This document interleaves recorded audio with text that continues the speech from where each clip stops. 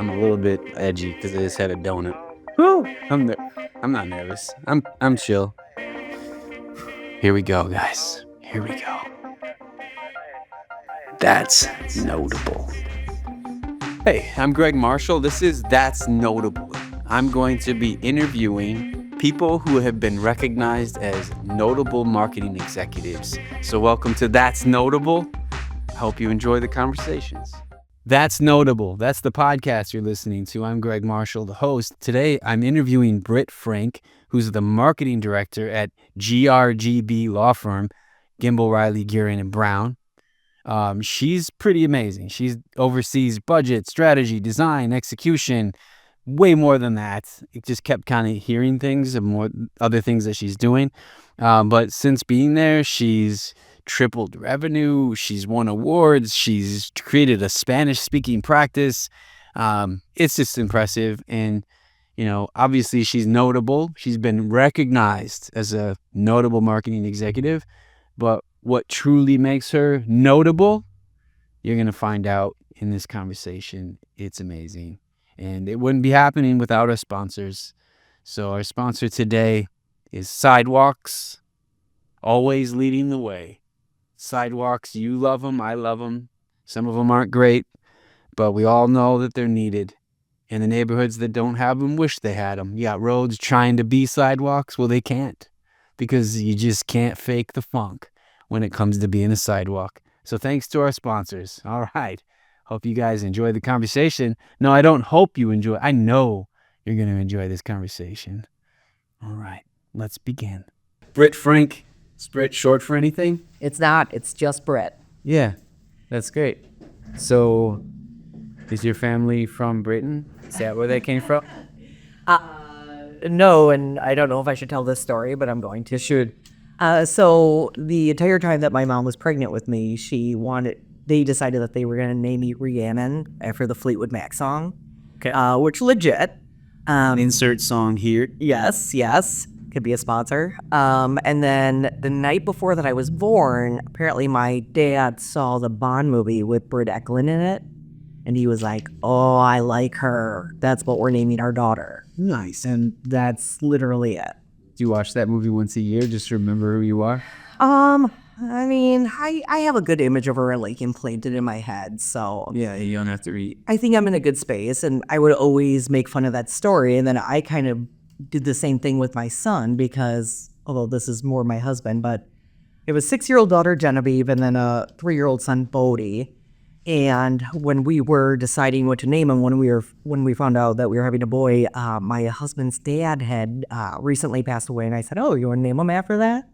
He said, "No, I want to name him after Patrick Swayze's character in the 1991 classic Point Break."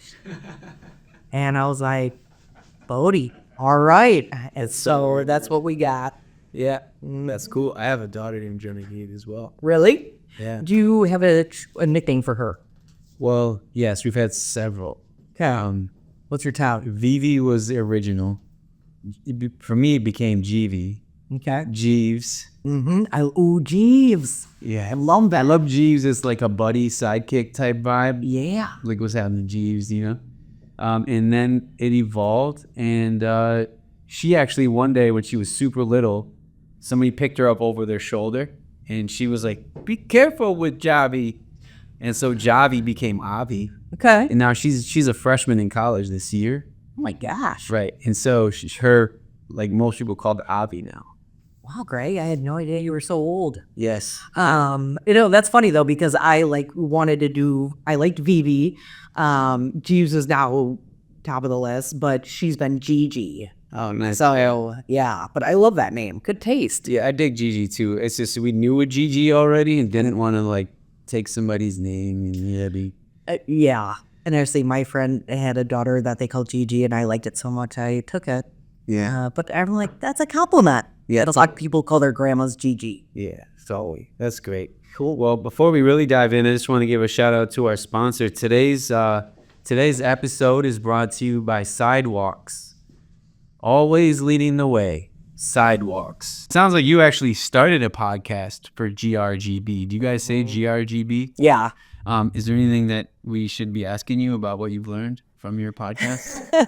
I mean, I think so far, so, you're doing all the right things. It's tough. I mean, especially since the legal field, a lot of it, people find really dry if they're not in the it. audience for yours. So we tried to make it for everybody, and we covered some hot topics, like, when the Kim Kardashian and Kanye West divorce was going on. Yep. Okay. Yeah, the family law aspect of it and things like that. Yeah. And then we did, some like work-life balance things, and, we even had some of the attorneys' kids on there. But it's tough because, a lot of people, I think, just immediately kind of zone out if you say a word like statute or, habeas corpus. Everyone gets really excited. Yeah, they're like, oh my gosh, turn the channel. So it went well, and I thought we did a great job. I will say the attorney who kind of spearheaded it, left the firm, which then made it kind of momentum. Yes, but hope to get it back up there. Do you think it would be beneficial for recruiting as a focus? Like if it was just for law students, for example, or Yeah, I mean, did that cross your mind? Was that part, or was it more so clients? Yeah, I mean, that crossed our minds. Law students, I feel like, they're so busy studying. I don't know how much they listen to. And I don't know if they're like, oh, yeah, I'm going to spend my free time listening to Britt talk. I mean, why wouldn't you? That's what should have called. Yeah, exactly. Britt talk. Yeah. And then, we did some things like specifically geared to other lawyers as well. And the ones who listened loved it. But then it's just, I mean, even my husband, he's a lawyer, and I sent it to him, and he's like, oh, yeah, I'll listen. So then, I would do like a check-in and be like, so what'd you think? And he'd be like, yeah, really good. And I'm like, oh, you didn't listen to any of it. So if I can't get my own husband to listen, I'm not going to fault other people that I am, not married to for not listening. So forgive me for not knowing this in my research of you. Do you have a law degree? I don't. I had this kind of weird winding journey to where I am. At this point. A lot of people say that, especially since Have you seen Suits yet? I have not. Yeah, just watch that. You'll figure you can just make it up. Just pretend like you are. I mean, I've seen Catch Me If You Can. There you go. He did it. Similar. Yeah. No, I watched like a lot of like Bluey things, which is a great show. You can take a lot out of that joke. Yeah. Oh, that's how I learned to parent. But yeah, not a lot of time for adult shows. Yeah, I'm like, oh my God, right on. Yeah. So what's it like doing marketing with and for trial lawyers? Yeah, it's and fun. As you answer it, like what's unique about trial lawyers in the world of lawyering? Yes. Well, and I don't want to speak down to anything, but I don't know how much the listeners really know the difference between, trial or transactional or anything like that. But basically, as the name kind of implies, trial lawyers go to court. And transactional attorneys, it's all basically kind of in-office paperwork, things like that. And, obviously that's very important. But, trial lawyers, especially our firm, we handle a lot of high-profile cases, a lot of very serious, some sensitive cases. And I, get to do a lot with that. And trial lawyers... And again, not saying anything about transactional lawyers, but trial lawyers, I think, have to have a lot of personality.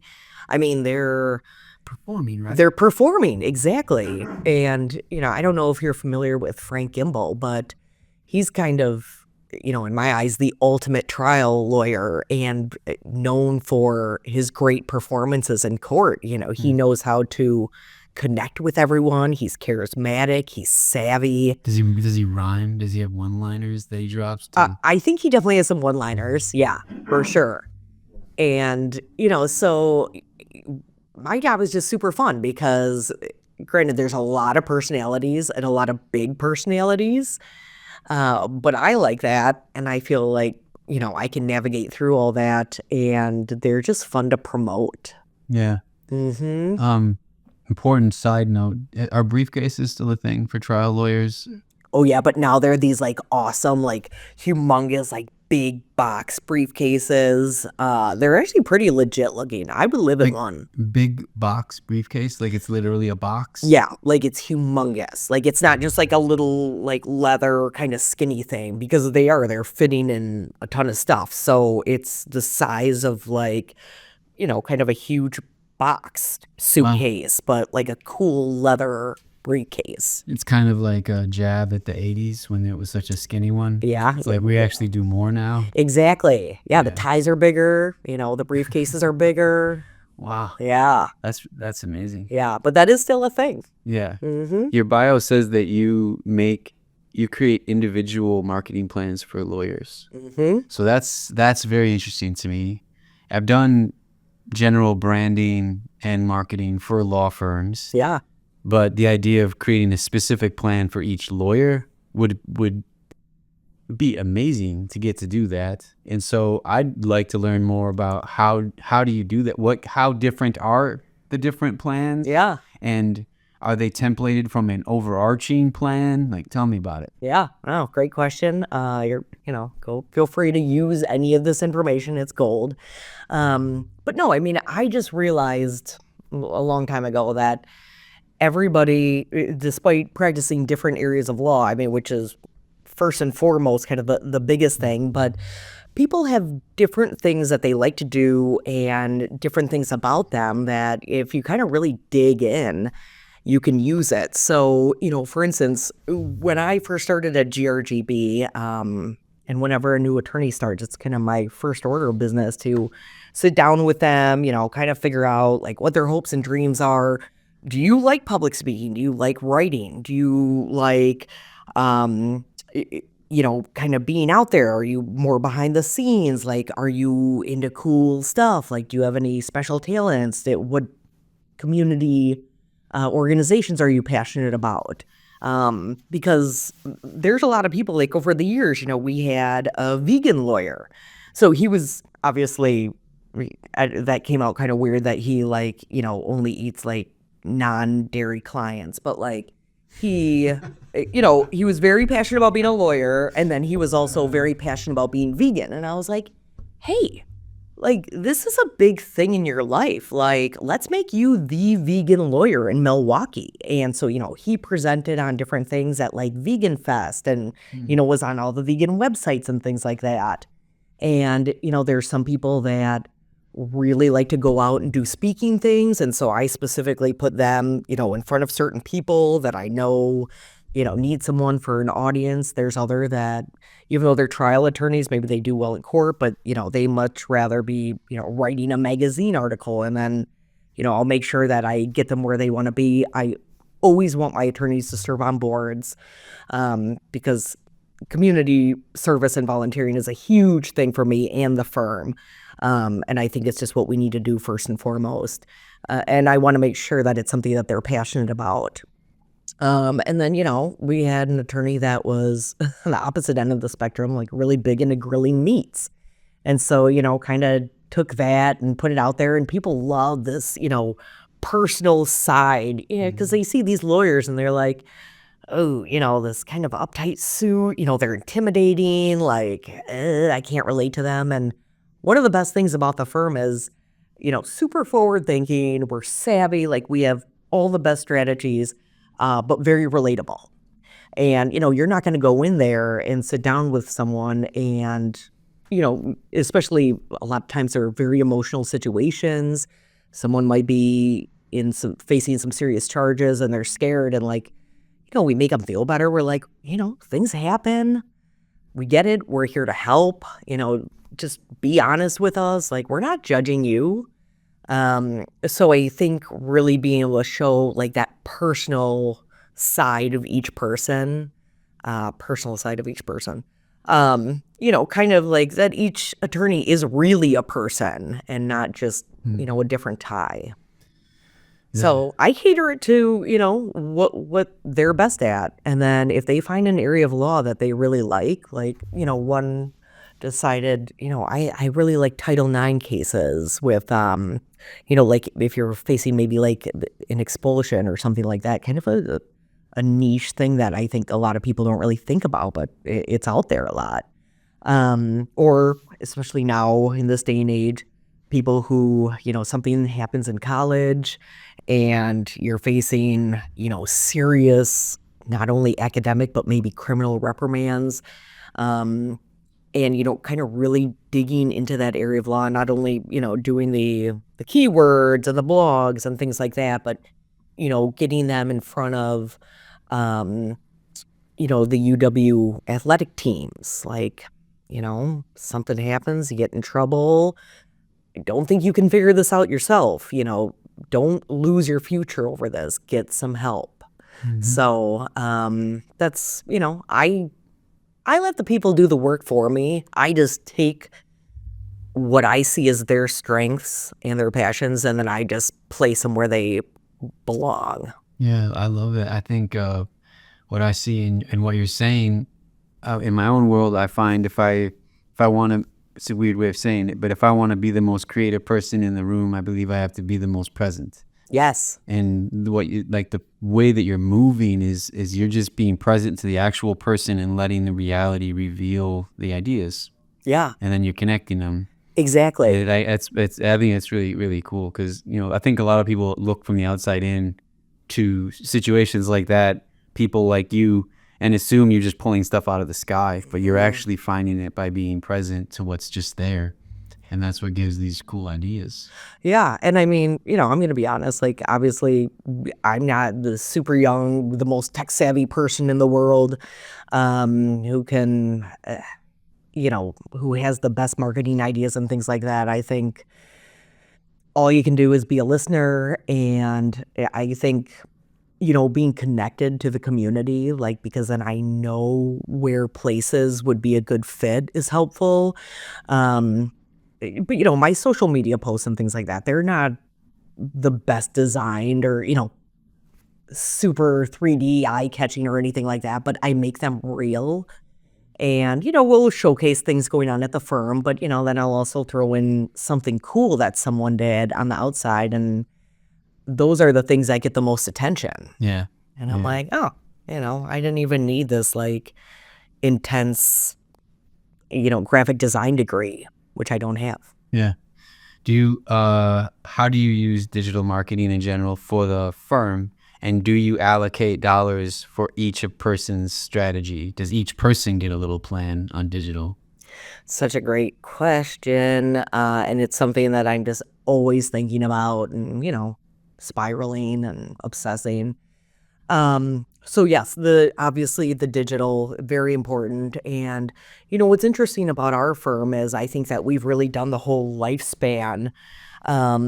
GRGB started 57 years ago, and the founding partners, so yeah, I mean, this isn't our first rodeo. The founding partners basically just grew this whole firm on, a handshake and like 3 fingers of whiskey, like old school style. Like, they were out there, they were meeting people, they were hanging out, buy someone a drink. Like, that was the marketing for the first how many years. And then when I came on, there had been some people that were helping with marketing, and they did great, but it was really in that transitional period, just I think in the world of, all right, so here's where we're at. Like, websites are definitely a thing, social media is definitely a thing. Like, people of a certain age know Frank Gimbel and Mike Aaron and Richard Riley and Tom Brown, but now their kids and their grandkids, who are the people coming up who are now needing lawyers, they don't know who that is. And they're looking online, and we don't really have an online presence. So, it was kind of this whole huge website thing. And I refresh our website almost every year just to keep it interesting. Is it in the same platform, or do you mix it up? Same platform, although I'll add different things, like more movement, maybe switch up the fonts and the colors a little bit, kind of keep us, look into the future. Obviously update the content, try and keep that fresh, except for my own bio that I neglect. but so the website has been this labor of love, and I work with this great website company, OVC Marketing, that specifically does legal marketing, because again, I don't know how to build a website, but working with them on my ideas and their ideas and coming together, that was kind of the first step. And then from there comes everything else. Came the blog posts and all the social media, and then the keywords and the PPC and the LSAs.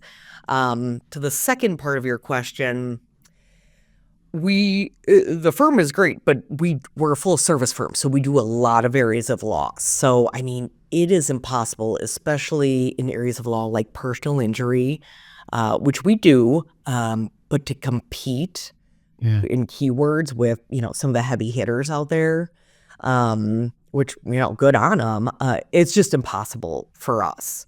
So I'm kind of constantly doing this juggling where, I am always checking in with my people. I also feel like that's a huge part of my job, to see, who's busy, who needs more, what's coming up. Are some people, is a team going to be in trial for 3 weeks? And then I will, shift the keywords and, the dollar allocations around, so that, if the whole criminal team is going to be in trial for 3 weeks, well, it doesn't really make a lot of sense for like a whole bunch of new criminal cases to come in then, because they're not even going to be able to get to them, for a little bit, and they have existing clients. And obviously, if you're in a criminal situation, if you're facing some charges, you're not like, oh, no problem, they can call me in 3 weeks. Like, oh no, I need to talk to someone today. Like, this is my ass.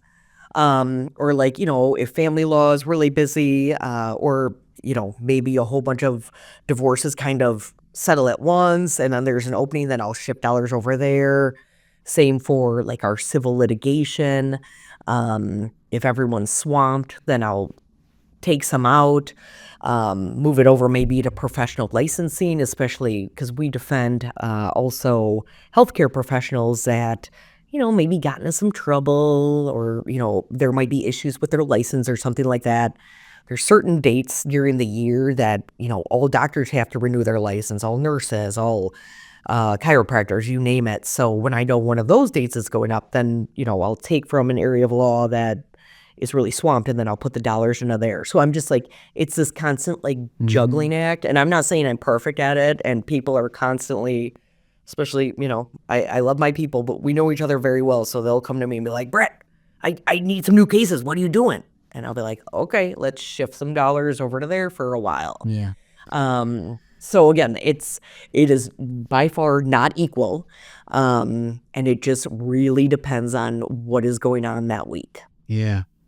What type of martial arts is it with where you basically use the movements of the other person to like find your move? You know what I'm talking about? I mean, I don't work out, but that seems like a real thing. Yeah. At least in a movie at some point in reality. Yeah. But that's the kind of presence I feel like you're having. Like you're in sync with the organism itself, and making decisions based on like the people that are there, the rhythms of what's happening. That's what you got to do. You're in tune, yeah. So why are you good at what you do? What do you think? Why? What happened?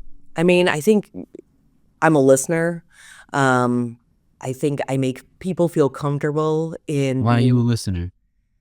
Because I'm actually genuinely interested in what people have to say, and I honestly want to know what people are all about.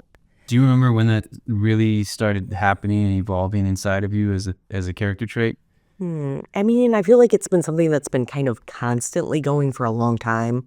I don't think there was like some sort of like Oprah aha moment, but it was definitely something I didn't have when I was younger. Definitely not in teenage years or, bitchy years. But like, I'd say probably like... What are the bitchy years? Me as a teenager. From probably like 14 to like 21. Okay. Those are the dark ages. That I definitely was not a listener. You can ask my parents. But I think probably when I graduated from undergrad, and then, I started to get that first like inch of humbling of like, man, I do not know anything. Like I literally had this like 8 years of those dark ages where I'm like, I know everything. Like everyone else around me is wrong. And then all of a sudden, I think going through college and, kind of just having some experiences happen. And I started to travel and pay more attention to politics and just life in general. And, some people around me started to maybe go through some things. And then it's like, wow, I really don't know anything.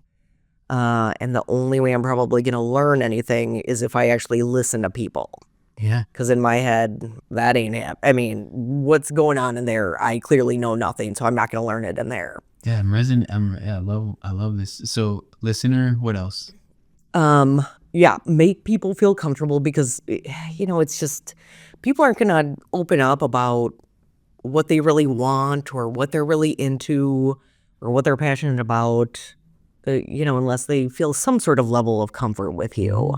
Otherwise, they're just going to, think you're, maybe condescending them or not paying attention or who knows. So, and until you find out what people are really about, you're not going to be able to market them. So I think that's helpful. Until people know what you're about, I can be able to help market them. Yeah, somebody, I can't remember who said this, but somebody made a comment of like, you don't know who somebody is until they've made promises and kept them. And like the only way to build an identity is by making promises and keeping it. If you never make promises and keep them in ways that people can see, you'll never know who that person actually is. You'll never even know who you are yourself. Absolutely. Yeah, I just think that's like hearing that out of what you're saying. It's so true. Building that trust, making people comfortable, which means like showing up and actually following through. Yes. Why are you like that? Probably a lot of trial and error because there was, definitely when I was younger, I know there were times that I was self-absorbed and didn't always show up when I should have. And then I do think I've always had this kind of huge empathy that, especially when I can tell that I've hurt someone or disappointed someone, I do not want to see that happen again. So, at least I have that good human quality. But again, just kind of learning lesson, like going through 20s and 30s and just figuring out like, things are just a lot better if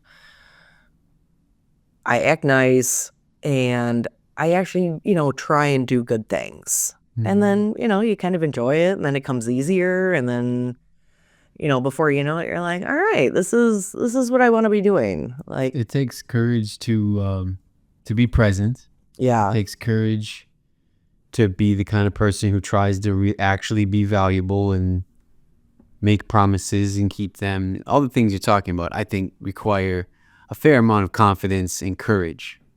So where does your courage come from and your confidence? Like, do you remember as a child, like it was this fundamental, like you were built into in a way that you're confident, or what happened over your evolution of who you are that you're like, yeah, I'm confident to show up and I might make a mistake, but I'm here to actually figure this out. Let's figure this out. Where does that come from? I think probably when I was younger, I just kind of randomly started figure skating and I loved it. And I did that for a long time and it was awesome. And so like competing and stuff, like obviously, that I think kind of planted the seed of like, because according to my parents, I was a really shy child. So, and then again, one day my dad randomly took me ice skating and I was like, this is legit. And that was probably when I was like 7. And then so for the next 10 years, I mean, it was kind of it was a huge part of my life. And so I think, there was some confidence in that and performing and like, you meet some good people and, so that was like a good kind of base. And then after that, I just got I realized I like public speaking and I would just kind of like do and try different things. I always like to try different things. Like even if it was kind of, something that people think is a little off the wall. Like, there was a little while that I did pageants and I did modeling and I did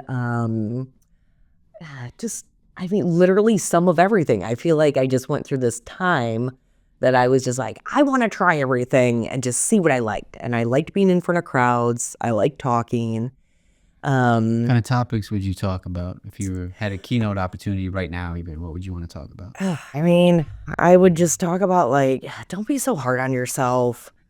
Like we all mess up. Let's just try and do our best. And like, how can we lift each other up? That's just what we need to do more is lift each other up. And that's what I try and do with marketing too, is lift other people up. I would go on several tangents, I'm sure, as I'm doing right now. But yeah, I mean, I think it just was one of these things I think people just kind of think, yeah, I'm not super comfortable around people and I'm never going to be. And it's hard and you have to work on it, but that's one of the things with marketing too. And I think that's another reason why I have been successful, because I will say when I graduated from undergrad, it was in broadcast journalism and communications, and Where'd you go? Milwaukee, loved it. Great school. Same. Yeah, Yeah, just fantastic. I loved everything about it. Like professors, met great people. I immersed myself in programs, which I think was helpful because it is a big school and, it can be a commuter school, but I really enjoyed it. And I did broadcast journalism and communications, and I'm like, I'm going to be an anchor woman. And I tried, the world as a reporter for a very short stint, and I was like, this isn't for me. I mean, when you're in your early 20s and they want you to wake up at like 2 a.m. to like report to the news station and everything. Died in that. Yeah. And I was like, well, what else do I like? I like nonprofits and I like the law. So then I was like, well, I'll take the LSAT, I'll take the GRE. And so I did that, and I was like, I'll get a job at the Milwaukee Bar Association, bottom level, doing whatever, just so I can be around some attorneys and see if I like it. And so I did that, and I ended up, I was like, well, first I'll go to grad school at Milwaukee, the Helen Bader graduate program, which was like brand new at the time. Phenomenal. And while I was doing that, I was working at the Milwaukee Bar, because then I figured I could go to law school after that if I was still interested. And I decided, like, being around all the attorneys, like, I was like, I don't know if I really like have it in me, because yeah, I'm not like a fighter. Not that you have to be as a lawyer, but it's hard for me to see people, really hurt or things like that. So I was like, I don't know if I can handle that. I need to do something cheerier, which, nonprofit's real cheery. But the Milwaukee Bar Association is a nonprofit. So while I was there, the nice thing for me was it was kind of mandatory that, like, you're working there. It doesn't matter what position you're in. You have to go to these events. You have to network. You have to represent the MBA. And so I very quickly got very comfortable with just going to an event, like, as a 24-year-old woman that was not practicing law, in a room full of mainly older lawyers, and just being able to, hang out and make conversation. And I think that's the tough thing for the younger generation now, because, those networking things, they're not mandatory now. And so, and it's like, with texting and stuff like that, like, Yeah, it still works with real relationships. yeah. I don't think that's never really gonna end. And if you want to be actually moving things, actually participating, human relationship. You gotta do it. Like, it's the way, and especially if you want to get in somewhere or anything else, like, people they want someone that they know or know through someone, or, you're not just something to define you from just being a piece of paper. Totally. And with the identity comment, I don't think we know who we are unless we're doing that. Yes. Because you had to watch people's faces and see how they responded to you to understand what it's like to interact with you. And there's just no way to get that without being in the room with people. Yeah. Did you, when you came to the law firm you're with now, did they value marketing, or did they just feel like they needed a marketing person? Because obviously they do now, because, you made an impact. But at that time was like, we need a marketing person, or we really need somebody in here to lead us in marketing. It was one of these things. I think they were skeptical about marketing, and I'll say that was, I think, more of the founding attorneys, and not in any sort of. I don't blame them at all. Again, they had built this firm on their marketing and done a great job with it. And then I think so. Then one of the younger partners had said, you guys, if we're going to keep this firm moving forward, we're going to have to subscribe to these things that everybody else is doing, like we're going to have to get a good website. We're going to have to like do these, things and press releases and, sponsorships and all this stuff. And no one here has the time to do it and really put in. Plus, we're billing at this an hour. Like we shouldn't be working on the marketing. So it was actually a younger partner who I think really pushed it. But again, it was just very kind of serendipitous for me in that I'd been at the Milwaukee bar for 15 years by that point. My department that I ran, I loved it. I, did everything I wanted to accomplish. I had won national awards. It was awesome. And then I was kind of at this, crossroads. I was like, I don't want to, like, maybe someone new needs to come in here and now take over, see to the next level that I feel like I can't see anymore. So it was this great timing because this younger partner who I knew through all these attorney events, and I knew, the old guard and everyone at the firm for years and years, just, through the, happy hours and everything else. And we'd always had a great time. And he reached out to me and he said, it is time for us to get a marketing person. Like I'm pushing and, people know you, like the guys here know you and the legal community knows you. Would you want to come over and do this? And I was like, I don't know shit about marketing. I've been running a nonprofit department for 15 years. And I mean, there was, an ounce of marketing in that, but, marketing on a shoestring budget and no money. And I was like, I don't know anything about that. And, basically he was just like, yeah, but you're cool and fun, come over here and learn. Yeah. And I was like, well, if they're okay with that. And so, yeah, I went over and they were like, well, do whatever you want. Yeah. Again, I feel like I resonate with so much of your story. I never studied anything I'm doing in the branding and marketing world. It was basically just enter into a space and figure out how to be valuable.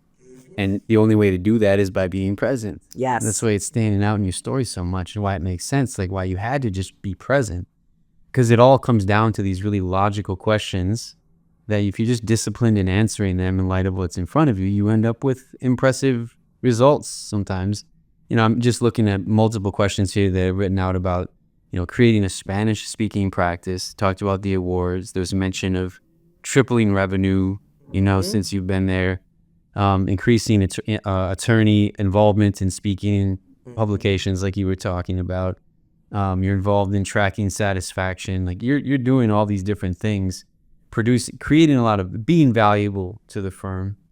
In all of that, what do you, this is like you answer whatever part of this you want. What are you most proud of that you've been able to do? What was the hardest thing that you've done? And what are you trying to do now? Whatever you remember from that question. Yeah.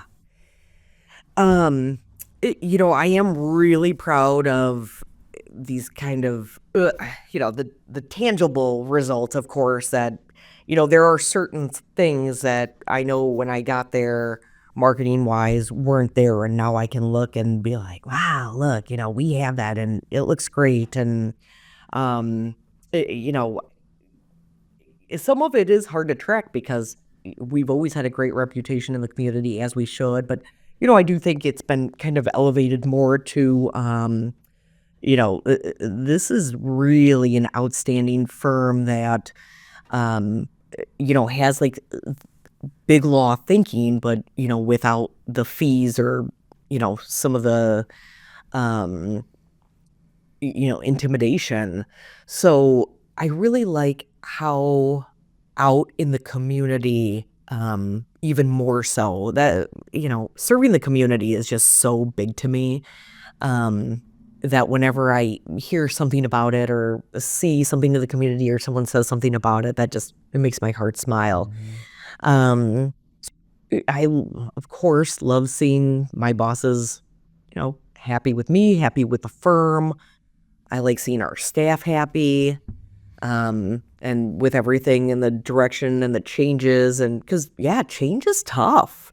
And, not even just for, maybe some of the older people that are like, do we really need, website or these fancy like keywords and things like that? I mean, it's tough for everything because the firm really did start to change in some ways. We grew, we built out space, technology got upgraded. Those are all tough changes. And it's tough for me too. Learning new technology can suck, but if you keep the light at the end of the tunnel that, this is ultimately going to make our jobs easier at the end of the day. But the firm has gone through a lot of changes. So I guess I'm most proud that we have weathered a lot of big changes and are still going strong. Do you still have to put a fair amount of energy into overcoming skepticism about marketing? Like, you'll have an idea and people are still like, well, prove to us that that's really worth it, or do they just trust you implicitly? At this point, yeah, they're like, and granted, I'm not gonna lie, I've had plenty of flop ideas, and I'm like, ooh, we should do this. Can you share one of those? What's something that flopped for you? Like an event you sponsored, or like? Yeah, there's definitely been some of those. Some kind of big articles that I was very adamant on us, writing for a publication, and just, nothing came of it. I know, I think I kind of like blacked out most of my like flops. But just things in general. Yeah, probably not, obviously, break the bank, but there's definitely been like areas of law that I'm like, oh, I think we should try like getting into this. And it's like, no, that didn't work out. During COVID, I was very experimental. Basically, I'm just like, let's throw it at the wall and see what sticks, because I don't know what the hell to do here. So, we really tried to get into some of the business interruption insurance, cases, and do a big push for that. Which, unfortunately, it was just kind of ruled that that wasn't really going to be a thing. And I'm talking about law-wise, not like in my firm. And so, we had put a lot of time and energy into that. And so that was disappointing. But again, you got to take some chances. I will say probably one of the things I'm most proud of, and this actually kind of came from a friend of mine.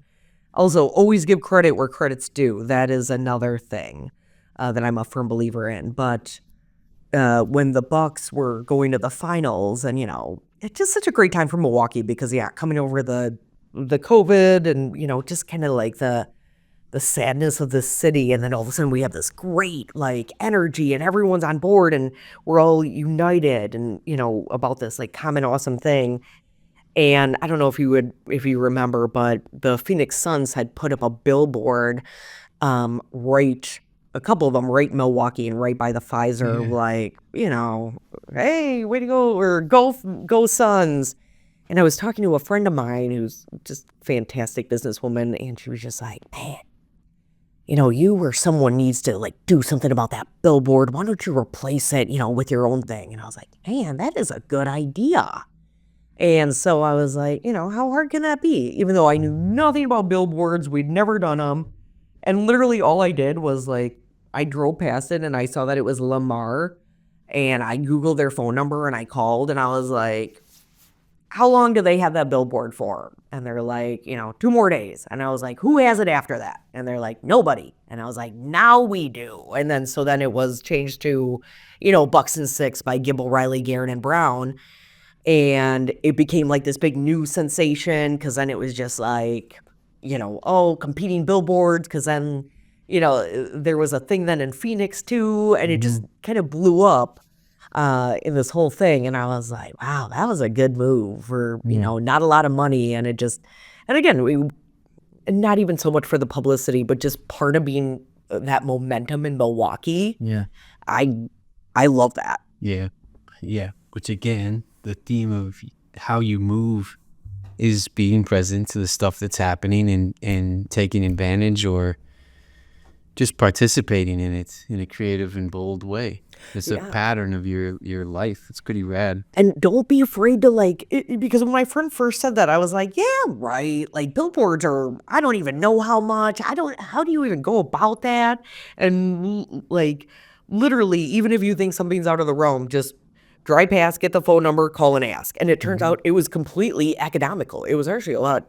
I was like, I can't believe how cheap this is. Yeah, it's rad. Yeah. So another thing in your bio, it talks about you like to give food tours. Yeah. What kind of tours are you talking about? Like different restaurants in the city or what? So there's a business, Milwaukee Food and City Tours, and run by this incredible woman who actually was the one who gave me the billboard idea. And I mean, now it was 13 years ago and the company was pretty new, but basically she'd gone to New York, went on a Soho food tour, was like, this is sweet. Why aren't we doing this in Milwaukee? Came back. She started it with her husband. Just one tour on Brady Street, stop at 5 different restaurants, try different things, walk around, talk about the city. Call in advance and have it all set up so you just pop in. Yep. That's so rad. Yeah. And I mean, at the time, someone was like, you should give food tours because I love food, obviously. I do too. Every time. Yes. There's never a time where it's not exciting. Exactly. And Milwaukee is our food scene is insane. Yeah. Just so phenomenal. Right now, what's your favorite? Somebody coming in from out of town is coming in. Where do you send them? Yeah. Odd Duck. Huge. I mean, Diplomat, you can't go wrong. It depends on, I would always ask what type of food they're looking for. I mean, if you're looking for Italian, I'd say Tenutas. Always love Bacchus, kind of just an old favorite. Are you anti large company starting restaurants? Are you just in it for if the restaurant's good, it's good, or do you avoid it if it's not, more of a local? I mean, I prefer local. Yeah. But I'll say I give it a shot. Yeah. But yeah, I prefer to support local. Yeah. And I mean, on 2nd Street, all you got to do is walk down the street, and you can't go wrong. I mean, I am very still crushed that the Noble closed, but Yeah, that's that. I didn't even know that. whew, that was a tough one. Great spot. Yeah. That was a great spot. Couple quick ones. So it says you've traveled to over 30 states and 20 countries. Maybe that's an old stat. Is that accurate? It actually, I was on a great run, and then it stalled for a bit due to kids and COVID, and They'll do that. yes, they will. But I'm back on, have been on some great trips this year, and actually in December, I'm going to Finland with my girlfriends. Nice. What's one trip that you would totally do again? Oh my gosh. As opposed to a new spot? I would go back to Italy. in a particular city. I feel like you'd have to see the Vatican, and then the food in Rome. Yeah. The Vatican's pretty It's intense. Yeah. But Thailand, Machu Picchu. Thailand. I mean, Is it true that it's pretty affordable to travel to oh my Thailand? gosh, it's so Everyone keeps affordable. saying that. Yes. Yeah. It's incredible, and it's the best food, and you can get a foot massage for $5 every day. Nice. Heaven. Yeah. Mm-hmm. I would have to try that. Yep. So you're married. You have a daughter and a son, Mm-hmm. Genevieve and Bodie. Yep. What do you guys do together as a family? A lot. We like to keep busy because A regular night, you get home. on a weeknight, Yeah. get home, have dinner. If we have to do any, normal annoying stuff like laundry and baths, but we hang out, we read. My daughter's learning to read right now, so that's a big thing, reading to us. Yeah. We'll watch something together. Usually there's wrestling between my kids, Yeah. tears, Love it. something definitely. broken. That's great. Yeah. Well, I really enjoy hearing about learning you more. like when we look at this list of notable marketing executives, and as I was looking at everybody who was listed, and then they listed people who were awarded in the past as well. And Dylan, our producer, asked the question, like, what if we talked to these people? And, and it was just like, why would I do that? And what struck me was it's just, I love learning people's stories, and I love the idea of figuring out what I think is notable about a person, as opposed to just what the bio says. Yeah. And it's so clear with you. I was going to say, what's notable about me? Well, I keep saying it back to you, but there's a creativity through presence that isn't possible unless you're brave. And you can't be brave unless you're comfortable in your own skin. And you have to feel known and loved and connected in order to move the way you are moving. And so I feel like there's just what's notable is like you have roots in real relationships, therefore you value them, therefore that's the compass for what you're doing. And I think that's very notable. Thank you. I love that. Yeah. Has anybody ever told you that before? No. Really? Now I'm going It's so obvious. to yell at my husband for not telling me that. No, I'm just kidding. He's a gem. But no, that's very cool. No, it's so cool. And partly because I feel like you're a kindred spirit in that way of like everything you're saying. I'm like, oh my gosh, like you move in a way that feels just so familiar and wonderful. Thanks for the restaurant recommendations. Absolutely. Always. Yeah. You hit me up. I'll give you more than you need. Yeah, I appreciate that. I might actually. And thanks for talking, making time to come over. Anytime. It was fun to talk with you. As we end here, I just want to reiterate our appreciation to our sponsor. Today is brought to you by Sidewalks.